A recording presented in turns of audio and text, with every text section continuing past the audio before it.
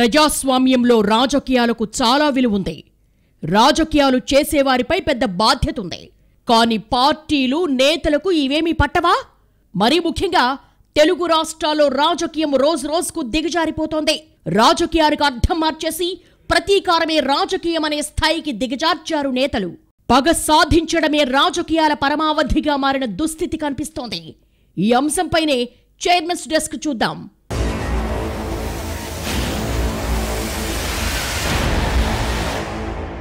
వ్యవస్థ ఎటుపోతోంది? రాజకీయాలంటే కేవలం ప్రతీకారమేనా? దీనికి ఎక్కడో ఓ చోట పులి స్టాప్ పెట్టకపోతే అసలు జనజీవితం ఎటుపోతోందో అర్థం కాని పరిస్థితి. ఒకరు ప్రత్యర్థి పార్టీ అధినేతకు చెప్పకూడు తినిపిస్తా అంటారు.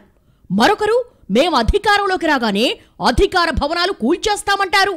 రాజకీయాలంటే ప్రతీకారం తీర్చుకోవడం, ప్రత్యర్థుల్ని నాశనం చేయడం, జైళ్లలో పెట్టడం, భవనాలు కూల్చడం, బూతులు తిట్టడం, హెచ్చరించడం, ఆస్తులు ధ్వంసం చేయడమేనా అంటే అవును అన్న సమాధానం వస్తోంది. ఇవే ఇప్పుడు రాజకీయాలకు నిర్వచనాలుగా మారిపోయాయి. తెలుగు రాష్ట్రాల్లో ఇప్పుడు ఏ పార్టీ కూడా ప్రతీకార రాజకీయాలకు అతీతం కాదు. అన్ని పార్టీలు ఆతాంలో ముక్కలే. ఈ సంస్కృతికి ఎక్కడో ఓ చోట ఏదో ఓ పార్టీ నిలిపితే కానీ మరో పార్టీ ఆగేలా లేదు. దీనికి ఎక్కడో చోట ఫుల్ స్టాప్ పెట్టాలి. ఇదే కొనసాగితే రాజకీయాలంటే కేవలం ముఠా మాఫియా వ్యవస్థలే తప్ప ఇదొక ప్రజాస్వామిక విధానమన్న నమ్మకం పోతోంది. నేను అధికారంలోకి రాని నిన్నేసిపడేస్తా అంటాడొకడు. నేను మళ్లీ అధికారంలోకి రాగానే నిన్ను కూడా వేసేస్తా అని మరొకరంటారు. ఏంటి హెచ్చరికల రాజకీయం? ఇప్పుడు నడుస్తున్న చరిత్ర ఇదే. అసలు తెలుగు నేలపై ఇలాంటి రాజకీయాలకు బీజం వేసింది కాంగ్రెస్ పార్టీ. ప్రశాంతంగా ఉన్న రాష్ట్రంలో కేసులు, పగలు, ప్రతీకారాల పేరుతో రాజకీయాలు చేయడంతో చిచ్చు రాజుకుంది. ఓ ముఖ్యమంత్రి మీద అధికారంలోకి వచ్చినప్పటి నుంచి విపక్షంలో ఉన్న నేతలు శృతిమించి చేసిన వ్యక్తిగత దూషణలు, రెచ్చగొట్టే వ్యాఖ్యలు పరిస్థితి విషమించేలా చేస్తున్నాయి. అత్యున్నత పదవుల్లో ఉన్న వాళ్లకు గౌరవం ఇవ్వడం లేదు. సీఎం స్థాయిలో ఉన్న వ్యక్తుల్ని కూడా వ్యక్తిగతంగా దూషించడం పరిపాటిగా మారిపోయింది. దీంతో ముఖ్యమంత్రి స్థాయిలో ఉన్నవాళ్లు సహనం కోల్పోయి ప్రతీకార రాజకీయాలు చేయాల్సిన పరిస్థితి దాపురిస్తోంది. ఎవరికి వారు రాజకీయంగా సంయమనం పాటిస్తేనే ఈ ట్రెండ్ మారుతుంది. ఏంటి రాజకీయాలు అదుపు తప్పిపోతున్నాయి. సహనం కోల్పోవడం, అవతల వాడిని ఎంత మాటైనా అనడం, చివరికి భార్యా పిల్లలను కూడా తిట్టిపోయడం, సోషల్ మీడియాలో కుటుంబ సభ్యుల్ని నీచాతి నీచంగా భ్రష్టు పట్టించడం పొలిటికల్ మైండ్ గేమ్లో భాగమైపోయాయి. నా భార్య నువ్వు తిడితే నీ భార్య నేను తిడతా, ఇదే సూత్రం మీద కరెంటు పాలిటిక్స్ నడుస్తున్నాయి. నన్ను అరెస్టు చేస్తావా? చేయి చూద్దాం. అధికారంలోకి వచ్చిన తర్వాత నిన్ను బొక్కల వేయిస్తా. ఇదే డైలాగ్ చాలా మంది నాయకులు ఆయుధంగా వాడుకుంటున్నారు. ఏంటి నన్ను కొడతావా? ఏది కొట్టి చూడు. నువ్వొక్కడి కొడితే నేను 2 కొడతా. నువ్విప్పుడు నన్నేదైనా చేస్తే రేపు నేను అధికారంలోకి వచ్చాక నీ అంతు చూస్తా. ఇది ఇప్పుడు నడుస్తున్న రాజకీయం. ఈ విధానం ఎప్పుడు పోతుందో, రాజకీయాల్లో ఈ పద్ధతి ఎప్పుడు పోతుందో అప్పుడే ప్రజాస్వామ్య వాతావరణాన్ని మనం చూడగలుగుతాం. ఈ సంస్కృతి పోవాలి అంటే ఒకరు ఎక్కడో ఓ చోట దీనికి ఫుల్ స్టాప్ పెట్టాలి. కాదు కూడదు అంటే ఇది ఇంకా శృతి మించిపోతుంది. ఒకప్పుడు పొరుగునున్న తమిళనాడు ప్రతీకార రాజకీయాలకు కేర్ ఆఫ్ అడ్రస్ గా ఉండేది. అక్కడ డిఎంకే, అన్నా డిఎంకే పార్టీలు ఒకరు అధికారంలో ఉంటే మరొక వర్గం నేతలను, వారి అధినేతలను జైలుకు పంపిస్తూ ప్రతీకార రాజకీయాలు చేసేవారు. తనను అసెంబ్లీలో చీరలాగి అవమానించారు అన్న కోపాన్ని మనసులో పెట్టుకున్న అన్నా డిఎంకే అధినేత్రి జయలలిత, డిఎంకే అధినేత కరుణానిధిని అర్ధరాత్రి పంచ ఓడబేకి మరీ జైలు పాలు చేశారని కథలుగా చెప్పుకుంటారు. తమలపాకుతో నువ్వొక్కటంటే తలుపు చాకతో నేనొకటంట అంటూ అధికారం సాధించిన ప్రతి ఒక్కరూ ప్రతిపక్షాలను కనుమరుగు చేసే నిర్ణయాలు తీసుకుంటే ఇక ప్రజాస్వామ్యానికి అర్థం మారిపోతుంది. రాజకీయ శత్రుత్వం నుంచి వ్యక్తిగత పగదాకా దిగజారిపోతున్న ప్రస్తుత రాజకీయ పరిస్థితుల్లో ముందు మరింత దారుణమైన పరిస్థితులకు ప్రజలు సాక్షిభూతంగా మిగులుతారేమో. కొత్త ప్రభుత్వాలు గద్దెక్కగానే పాత ప్రభుత్వాలు నిర్ణయాలను సమీక్షించడం, కుదిరితే కేసులు పెట్టడం లాంటి వ్యవహారాలు మన దేశ రాజకీయాల్లో కొత్త కాదు. కానీ ఇటీవల అధికారంలోకి వచ్చిన వారు ప్రత్యర్థుల పట్ల ఎంత కర్కశంగా వ్యవహరిస్తున్నారో చూస్తే ఇదెక్కడి చోద్యం అని నోరు నొక్కునే దుస్థితి. పొరుగు రాష్ట్రం తమిళనాడు రాజకీయాలు ఈ విషయంలో మనకు ఉదాహరణగా కనిపిస్తాయి. కరుణానిధి ఏలుబడి సాగుతున్న రోజుల్లో జయలలితకు నిండు శాసనసభలో ఎలాంటి పరాభవం జరిగిందో అందరికీ తెలుసు. 2001లో జయలలిత అధికారంలోకి రాగానే అన్ని పరిస్థితులు మారాయి. కరుణానిధి ప్రభుత్వం అప్పటిదాకా సస్పెన్షన్లో ఉంచిన జేసీటీ ఆచార్యులు అనే అధికారిని జయలలిత సర్కార్ గ్రేటర్ చెన్నై కార్పొరేషన్ కమిషనర్ గా నియమించింది. మినీ ఫ్లైఓవర్ల నిర్మాణంలో కరుణానిధి సర్కార్ అప్పట్లో 12 కోట్ల అవినీతికి పాల్పడినట్లుగా ఆయన చేసిన ఫిర్యాదుతో ఎఫ్ఐఆర్ నమోదైంది. అర్ధరాత్రి వేళలో 78 ఏళ్ల కరుణానిధిని ఆయన ఇంటి నుంచి అత్యంత కర్కశంగా పంచ ఓడబికి ఈడ్చుకెళ్తూ అరెస్ట్ చేసిన వైనం అప్పటికప్పుడు టీవీ ఛానళ్ల ద్వారా ప్రపంచానికి తెలిసిందే. స్టాలిన్ అధికారంలోకి వచ్చాక ఒక రకమైన సుహృద్భావ వాతావరణానికి శ్రీకారం దిద్దే వరకు తమిళనాట అన్నాడీఎంకే డిఎంకే పార్టీల మధ్య రాజకీయ పోరాటాలు, కక్షలు, పగలు, ప్రతీకారాలుగానే నడిచాయి. సరిగ్గా అదే తరహా వాతావరణం ఇప్పుడు తెలుగు నేల మీద కనిపిస్తోంది. చంద్రబాబు అరెస్టుతో ఏపీలో రాజకీయాలు ఒక్కసారిగా వేడెక్కాయి. తమ నేతను అన్యాయంగా జైల్లో పెట్టారని టీడీపీ, దొరికిన దొంగను అరెస్టు చేయొద్దా అని వైసీపీ వాదించుకుంటున్నాయి. కానీ ఇక్కడ శృతి మించిపోతున్న ప్రకటనలు, అవహేళనలు సామాన్య ప్రజలు కూడా అసహించుకునేలా ఉంటున్నాయి. చివరకు ఆరోగ్యం విషయంలో కూడా రెండు పార్టీల మధ్య జరుగుతున్న మాటల యుద్ధం రాజకీయం ఈ స్థితికి దిగజారిందా అనే ప్రశ్నలకు తావిస్తోంది. రాజకీయాల్లో ప్రత్యర్థులే ఉంటారు, శత్రువులుండరు. విధానాల ప్రాతిపదికన పార్టీలు పోరాడాలి. కానీ వ్యక్తిగత పంతాలు, పట్టింపులు పెంచుకొని వాటిని పగలు, ప్రతీకార రూపంలోకి మార్చి ఇతరులపై కసి తీర్చుకునే పోకడకు తెరలేపితే రేపు వాళ్ళొచ్చినా అదే పని చేస్తారు. అప్పుడు రాజకీయం, అధికారం అన్ని పగ సాధించుకోవడానికేనా అన్న అనుమానాలు రాకమానవు. ఇప్పటికే టీడీపీ చూడాల్సింది ఇంకా ఉందని వైసీపీ ఉడికిస్తోంటే తాము అధికారంలోకి వచ్చాక వైసీపీ నేతలకు బ్యాండ్ బాజానేనని టీడీపీ నేతలు హెచ్చరిస్తున్నారు. ఇలా ఎవ్వరూ ఎక్కడా తగ్గే పరిస్థితి అయితే లేదు. అటు తెలంగాణలో కూడా ప్రతీకార రాజకీయ పోకళ్లు కనిపిస్తున్నాయి. అధికారంలో ఉన్న పార్టీని గద్దెదించుతామని విపక్షాలు అనుకుంటాయి. ప్రభుత్వంలో ఉన్న పార్టీ చేసే పనులు, తీసుకొచ్చే విధానాలు తీవ్రంగా విమర్శించడము కామనే. కానీ తెలంగాణలో పార్టీలు మరో అడుగు ముందుకేశాయి. అధికారంలోకి వస్తే ముఖ్యమంత్రి నివాసాన్ని బద్దలు కొడతామన్న వ్యాఖ్యలు దుమారం రేపుతున్నాయి. ప్రత్యర్థులతో రాజకీయంగా తలపడాలి, కానీ వారు కట్టారు కాబట్టి భవనాలు కూడా కూల్చేస్తారా అన్న ప్రశ్నలు దూసుకొస్తున్నాయి. ఇటు అధికార పార్టీ నేతలు కూడా తమ కార్యకర్తల బలాన్ని చాటి చెప్పడానికి తాము తలుచుకుంటే ప్రతిపక్షాలు ఉఫ్ అంటే ఎగిరిపోతాయన్న వ్యాఖ్యలు చేస్తున్నారు.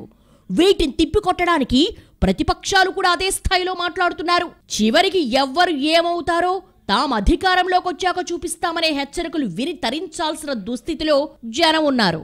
రాజకీయ పరిణితికి నిదర్శనంగా పేరుపడ్డ తెలుగు రాష్ట్రాల్లో రాజకీయం ఇంత ఘోరంగా దిగజారిపోవడం దురదృష్టకరం. గతంలో తమిళనాడులో జరిగిన పరిణామాలు చూసి దేశమంతా నివ్వెరపోయింది, ఆశ్చర్యపోయింది. ఇప్పుడు తెలుగునాట వినిపిస్తున్న రాజకీయ కామెంట్లే అంతకు మించిన కాకరేపుతున్నాయి. రాజకీయ నేతలు ఏం చెబుతారని ఆశగా చూస్తున్న ప్రజల్ని వారు దారుణంగా నిరాశపరుస్తున్నారు. పగలు, ప్రతీకారాలు, కక్షలు, కార్పణ్యాల సాధింపుల కోసమే రాజకీయమని నిస్సిగ్గుగా, నిర్లజ్జగా చెప్పేస్తున్నారు. ఎవరేమనుకుంటే నాకేంటి సిగ్గు, తామింతే అంటున్నారు. అధికారంలోకి వస్తే అంతు చూస్తామని బహిరంగంగానే ప్రకటనలు చేస్తున్నారు. ప్రస్తుతం అధికారంలో ఉన్న వాళ్ళు ముందే చేయగలిగినంత చేస్తున్నారు. ఇక్కడ ఆ పార్టీ, ఈ పార్టీ అన్న తేడా లేదు. ఎవరు ఎక్కడా తగ్గడం లేదు. ప్రతీకారమే లక్ష్యం, రాజకీయమే మార్గమని చెలరేగిపోతున్నారు. ఒకప్పుడు తమిళనాడులో ప్రతీకార రాజకీయాలు కామన్. జాతీయ స్థాయిలోనూ కొన్నిసార్లు ప్రతీకార రాజకీయం కనిపించింది. ఒక చోటి నుంచి మరో చోటికి అది అంటువ్యాధిలా విస్తరిస్తోంది. అధికారం, ప్రతీకారం కోసమేనని నేతలు భావిస్తున్నారు. పాలించకపోయినా పర్లేదు, ప్రజల కోసం ఏం చెయ్యకపోయినా పర్లేదు, ప్రజల సంగతి పట్టించుకోనక్కర్లేదు, ప్రత్యర్థులపై పగ సాధించడమే పరమావధిగా రాజకీయాలు చేస్తున్నారు. దీంతో రాజకీయం రోజు రోజుకు దిగజారిపోతోంది. రాజకీయం దారి తప్పింది. తమ రాజకీయ ప్రత్యర్థి పరిపాలన సాగించిన కాలంలో చేసిన అక్రమాలు తమ దృష్టికొచ్చాయి. అప్పటి దందాలకు సంబంధించిన ఆధారాలన్నీ దొరికాయి. కేసులు పెట్టడం సహజం. ఆ ఆధారాలు కోర్టుల ఎదుట నిరూపించి శిక్షలకు పంపడం సహజం. అక్కడితో ఆగుతున్నారా? అక్కడితో ఆగకుండా ప్రత్యర్థిని జైలుకు పంపడాన్ని ఓ పండగలా సెలబ్రేట్ చేసుకుంటున్నారు. కక్ష సాధించిన శత్రువుల తరహాలో సంబరపడిపోతున్నారు. సిగ్గు విడిచేశారు. ప్రతీకారం కక్షల రూపు సంతరించుకోవడము రాజకీయం మౌలిక స్వరూపంగా మారుతున్న దుర్మార్గమైన సందర్భం ఇది. ఇప్పుడు ఎక్కడ చూసినా రాజకీయ ప్రత్యర్థుల మధ్య యుద్ధం నడుస్తోంది. ప్రజాస్వామ్య ప్రభుత్వాల ద్వారా ప్రజలు కోరుకునే వాతావరణం ఇప్పుడు లేనేలేదు. ఇది ఎంతవరకు పోయిందంటే ప్రజలు సహించలేని అసహ్యకరమైన యుద్ధం నడుస్తోంది.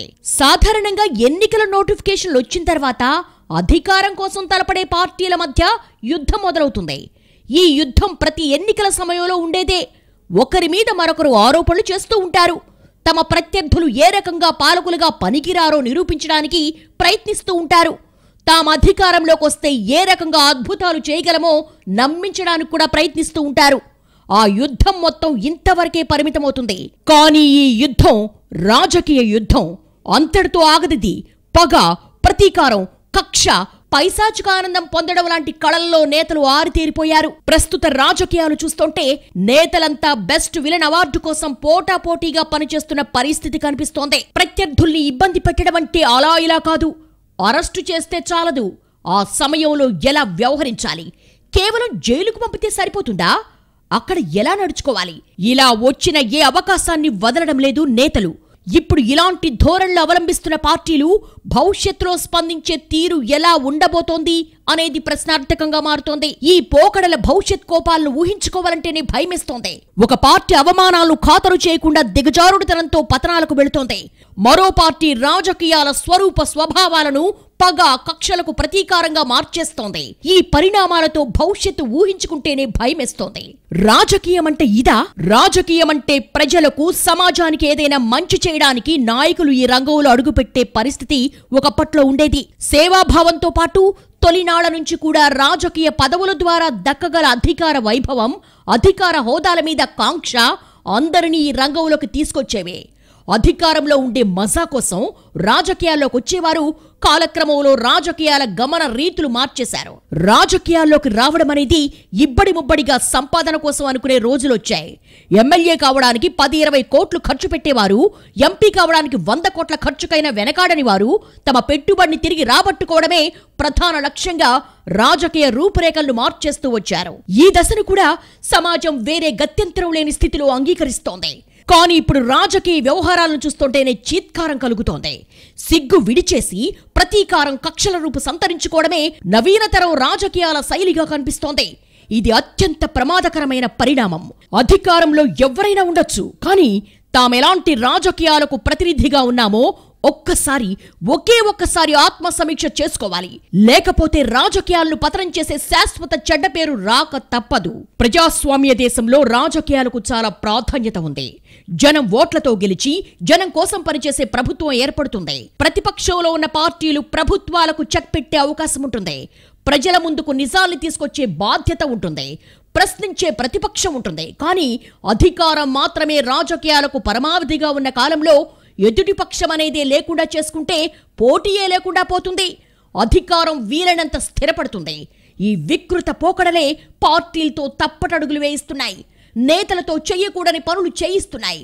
అవతలి పక్షాన్ని చావు దెబ్బ కొట్టాలి, మళ్లీ లేవలేనంతగా చాచి కొట్టాలి. దీనికి అత్యంత తేలికైన మార్గంగా కోర్టు కేసులు, జైళ్లు కనిపిస్తున్నాయి. ఇక్కడ స్పష్టంగా కనిపించే ధోరణి ఏమిటంటే, సొంత పార్టీ నేత జైలుకెళ్తే మా నేత నిర్దోషి అయినా వేధిస్తున్నారనే వాళ్ళు, అవతల పార్టీ నేత జైలుకు వెళితే మాత్రం నేరం చేశాడు కాబట్టే జైలు పాలయ్యాడంటారు. విచారణ నిష్పాక్షికంగా జరుగుతోందని, చట్టం తన పని తాను చేసుకుపోతోందని చెప్పుకుంటారు. కానీ 2 సందర్భాల్లో జరిగేది ఒకటే. ప్రత్యర్థిని కేసులతో ఇరకాటంలో పెట్టడం. రాజకీయ నేతలన్నాక తప్పులు చేయడం, జైలుకెళ్లడం వింతేం కాదు. మన దేశంలోనే కాదు, విదేశాల్లోనూ చాలా మంది మహానేతలు తప్పు చేసి దొరికిపోయారు, జైలుకెళ్లారు. కానీ అక్కడ జరుగుతున్న వ్యవహారానికి ఇక్కడ జరిగే తంతుకు చాలా తేడా ఉంది. ఇతర దేశాల్లో చేసిన తప్పుకు శిక్ష పడుతుంది. అంతకు మించి రాజకీయ ప్రతీకారం అన్న కోణం పెద్దగా కనిపించదు. కానీ మన దగ్గర జరుగుతున్న తంతు చూశాక అసలు నేరానికి శిక్ష వేయడం ముఖ్యమా, ప్రత్యర్థిపై ప్రతీకారం తీర్చుకోవడమే ప్రధానమా అన్న ప్రశ్నలు తెరపైకొస్తున్నాయి. అమెరికాలో ఏకంగా మాజీ అధ్యక్షుడినే జైలుకు పంపారు. యూరప్ దేశాల్లో అధ్యక్షుడా ప్రధాన అన్న తేడా లేకుండా తప్పు రుజువైతే జైల్లో పెట్టేశారు. కొన్ని దేశాల్లో సామాన్య జనం, పొలిటీషియన్ అన్న తేడా లేకుండా కఠిన శిక్షలు విధిస్తారు. అక్కడ జీవితాంతం జైల్లోనే మగ్గిపోయే రాజకీయ నాయకులు కూడా చాలా మంది ఉంటారు. త్వరగా కేసు విచారణ పూర్తయి శిక్ష ఖరారవుతుంటే ఆరోపణలొచ్చినా, కేసులు పెట్టినా, జైలు శిక్షలు పడ్డా ఓవరాల్గా వ్యవహారంపై జనాల్లో ఒక విశ్వసనీయత ఉంటుంది. అందులో రాజకీయ ప్రయోజనాల ప్రమేయం లేదని భావిస్తారు. కానీ మన దగ్గర జరిగేది దానికి భిన్నంగా ఉంటుంది. ఇక్కడ అవినీతికి పాల్పడని నేతలుంటారని జనాలు ఖచ్చితంగా అనుకోవడం లేదు. రాజకీయాలు ఏ స్థాయిలో కలుషితమయ్యాయో, పార్టీలు అధికారం కోసం ఎన్ని ఎత్తులేస్తాయో అందరికీ తెలుసు. కానీ ఒక నేత చేసిన తప్పులు బయటపడితే అవి అవతలి పక్షానికి అవకాశంగా మారుతున్నాయి తప్ప నిష్పాక్షికంగా కేసు విచారణ జరిగి జైల్లో పెట్టే పరిస్థితి ఉండడం లేదు. అందుకే ఇక్కడ కేసులపైన విచారణపైన ప్రజల్లో సీరియస్నెస్ పోతోంది. 2005 నాటి సొహరాబుద్దీన్ కేసులో అమిత్ షా సహా 22 మంది నిర్దోషులుగా బయటకొచ్చారు. అది కూడా ఆయన కేంద్ర హోంమంత్రి అయిన తర్వాత. నాటి హోంమంత్రి చిదంబరానికి ఇటీవల 2 నెలల తర్వాత బెయిల్ వచ్చింది. ఈ కేసు ఇంకా తేలలేదు. ఈ మధ్య ఆయన భార్య నళిని ఆస్తుల్ని ఈడీ అటాచ్ చేసింది. ఆయన కొడుకు కార్తీ చిదంబరం ఇంకా ఈడీ కేసుల్లోనే ఉన్నారు. దేశంలో అవినీతి అక్రమాస్తుల కేసుల్లో, హత్యల్లాంటి తీవ్రమైన ఆరోపణల్లో ఉన్న నేతలు ఎంతో మంది ఉంటారు. చట్టసభల్లో ఇలాంటి వాళ్ళు సగంపైనే ఉంటారు. ఇవన్నీ సమయానుకూలంగా బయటకు వస్తూ ఉంటాయి. ఎన్నో కేసులు స్టేలతో, బెయిళ్లతో నడుస్తూ ఉంటాయి. అంతిమ ఫలితం మాత్రం వచ్చేదే ఉండదు. ఓవరాల్ గా విపక్ష నేతల్ని అదిలించడానికి, కంట్రోల్ చేయడానికి, ప్రతీకారానికి కేసులు, జైళ్లు పనికొస్తున్నాయి తప్ప మన దగ్గర ప్రజా ప్రతినిధులపై వచ్చే ఆరోపణల్ని తేల్చాలన్న ఆసక్తి ఆరోపణలు చేసిన వాళ్ళకు కూడా లేదు. వాళ్లను వీళ్లు, వీళ్లను వాళ్లు ఇబ్బంది పెట్టుకునే ధోరణిగానే దీన్ని చూస్తున్నారు తప్ప కేసుల్ని జనం కూడా పెద్దగా సీరియస్ గా తీసుకోవటం లేదు. ప్రతీకార రాజకీయాల సంస్కృతే ఇక్కడి వరకు తెచ్చాయి. అసలు సర్వేల ఉద్దేశమేంటి అన్న ప్రశ్నకు రకరకాల సమాధానాలుంటాయి. ఒకప్పుడు ఓటరు నాడిని సరిగ్గా పట్టుకోవడమే సర్వే లక్ష్యం. కానిప్పుడు అలా కాదు. వీలైనంత వరకు ప్రజాభిప్రాయాన్ని ప్రభావితం చేసేలా సర్వే ఫలితాలుండాలని ముందే నిర్దేశిస్తున్నారు. పైగా ఓటర్లకు అనుమానం రాకుండా వారి మెదళ్లను మేనేజ్ చెయ్యాలని ఆశించే పెద్ద మనుషులు కూడా ఉన్నారు. ఇక్కడే ఓటర్ల పరిణితిని తక్కువ అంచనా వేస్తున్నారు. ఇప్పుడు సర్వే ఫలితం రాగానే అది ఫేకా అసలా అనేది జనమే చెప్పేస్తున్నారు. అలాంటప్పుడు సర్వే చేసే ఉపయోగం ఏంటనేది సర్వే సంస్థలే ఆత్మ పరిశీలన చేసుకోవాలి. టిక్కెట్లిచ్చే ప్రాతిపదిక నుంచి పదవులు, హోదాలు కట్టబెట్టే అవకాశాల వరకు పార్టీల అగ్రనేతలు సర్వే మంత్రాన్ని జపిస్తూ ఉంటారు. కానీ సొంత నిర్ణయాలను నాయకులపైన, కేడర్పైన రుద్దుతూ ఉంటారు. అంటే సర్వే భుజం మీద తుపాకీ పెట్టి నచ్చని వారి అవకాశం కొయ్యడం, కావలసిన వారిని అందలాలెక్కించడం. పేరు సర్వేది, లక్ష్యం రాజకీయం. ఇది ప్రస్తుత రాజకీయాల్లో జరుగుతున్న తంతు. ఇందులో ఏ పార్టీకి మినహాయింపు లేదు. గత 90వ దశకం నుంచి ఇలా సర్వేలను అడ్డుపెట్టుకుని రాజకీయ పార్టీలు, అధినేతలు తాము కోరింది జరిపించుకోవడాలు మొదలయ్యాయి. కొన్ని సర్వేలు జరుగుతాయి, మరికొన్ని తూతూ మంత్రంగా మమా అనిపిస్తాయి. ఇంకొన్ని సర్వేలు అసలు జరగకుండానే ముఖ్యమంత్రులకు, ముఖ్య ఇతర నాయకులకు సర్వే అన్న 2 అక్షరాలే నిత్య మంత్రాలవుతున్నాయి. పోటీ చేసే అభ్యర్థుల ఎంపికకు ప్రాతిపదిక అవుతాయి. గెలవరేమో అనే అనుమానాలున్న సిట్టింగులకు టికెట్లు గల్లంతవుతాయి. చివరకు ఫలితాలు తారుమారవుతాయి. మంత్రివర్గంలో స్థానం కల్పించడానికి కూడా సర్వే జరిపించాం, క్లీన్ ఇమేజ్ లేదు అంటారు. ఇది వరస. సర్వేల పేరు చెప్పి పార్టీలు తాత్కాలిక అవసరాలు తీర్చుకుంటున్నాయే తప్ప నిజమైన ప్రయోజనం పొందడం లేదు. ఒక రకంగా చెప్పాలంటే సర్వే పేరు వాడుకోవడం ద్వారా పార్టీలు, నాయకులు పరవంచనతో పాటు ఆత్మవంచనకు పాల్పడుతున్నాయి. ఎన్నికలు సమీపిస్తుంటే మనం సర్వే చేపిస్తున్నాం, అందులో బాగున్న వారికే టికెట్లని ముఖ్యమంత్రులు పార్టీ అంతర్గత సమావేశాల్లో వెల్లడించడం, అది ఇంటెలిజెన్స్ విభాగం వంటి ప్రభుత్వ యంత్రాంగం జరిపే సర్వేనా, ప్రైవేటు సంస్థలిచ్చే సర్వే నివేదికో తెలీదు. ప్రభుత్వాల పట్ల ప్రజా వ్యతిరేకత పెరిగినప్పుడు దానికి విరుగుడుగా పలువురు సిట్టింగ్ ఎమ్మెల్యేలకు టికెట్లు కోత తరచూ జరిగేది. ఎవరి టికెట్లు కొయ్యాలి, పారాచూట్ ద్వారా దింపి ఎవరిని పెట్టాలి అన్నది జటిలంగా మారితే సర్వేనే నాయకత్వానికి రక్ష. శాస్త్రీయంగా జరిపే సర్వే ఈసీజీ లాంటిది. ఉన్నదున్నట్టు లేదా స్వల్ప వ్యత్యాసాలతో క్షేత్రస్థాయిలోని వాస్తవ పరిస్థితిని యథాతథంగా చూపిస్తుంది.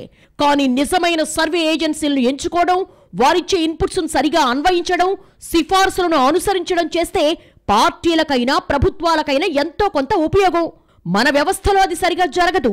పథకాలు రచించేటప్పుడు, అవి అమలవుతున్నప్పుడు, వాటిల్లో మార్పులు ప్రతిపాదించినప్పుడు, ఎన్నికలకు ముందు ఆ తర్వాత ప్రజలేమనుకుంటున్నారో క్షేత్రస్థాయిలో తెలుసుకోవడానికి ప్రభుత్వాలు, పార్టీలు ప్రయత్నించొచ్చు. ఇది మంచిదే.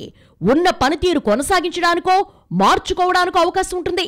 శాస్త్రీయ సర్వే ద్వారా ప్రజాదరణను బట్టి ఒకరిని అభ్యర్థి చేయడం, మంచి పేరును బట్టి ఒకరిని మంత్రిని చేయడం పట్ల ఎవ్వరికి అభ్యంతరం ఉండదు.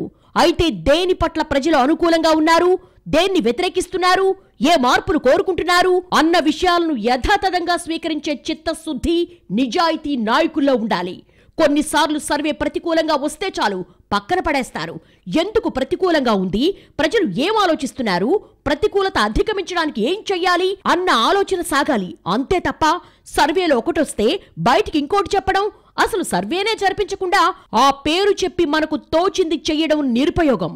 ఫలితాల తర్వాత సరైన సమీక్ష, ఆత్మ పరిశీలన చేయకుండా ఏదో వంక చూపి వాస్తవాన్ని దాటవేయడము రాజకీయాల్లో తరచూ జరిగేదే. ఓ శాస్త్రీయ పరిశీలన, సర్వే జరిగితే కానీ పార్టీలు, నేతలు అసలు ప్రభావాల గురించి తెలియదు. తమది పెద్ద శాంపిల్ అని ఓ సంఖ్య చెప్పి ప్రచారం చేసుకునే సర్వేలను శంకించాల్సిందే. శాస్త్రీయంగా సర్వే జరిపించడానికి బోల్డ్ ఖర్చవుతుంది.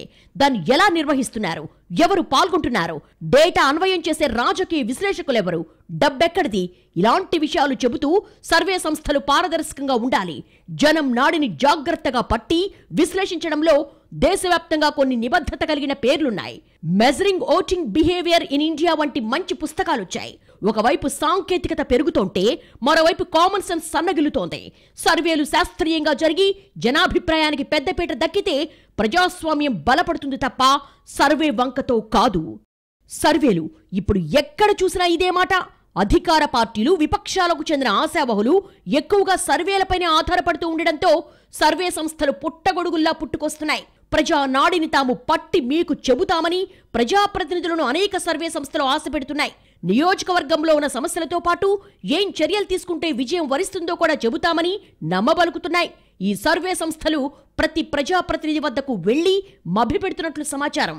సర్వే సంస్థల దెబ్బకు ప్రజాప్రతినిధులు బెంబేలెత్తుతున్నారు. పైగా పేరున్న సంస్థలేమీ కావవి, కేవలం ఎన్నికలకు ముందు పుట్టుకొచ్చినవే కావడంతో ఎమ్మెల్యేలు వీరి చేత చేయించాలా వద్దా అన్న మీమాంసలో ఉన్నారు. సర్వేలు చేయడానికి చాలా సంస్థలున్నాయి, మార్కెటింగ్ కేమీ లోట్లేదు. కానీ చేసే సర్వేలో శాస్త్రీయత ఉందా లేదా అన్నది కూడా అనుమానమే.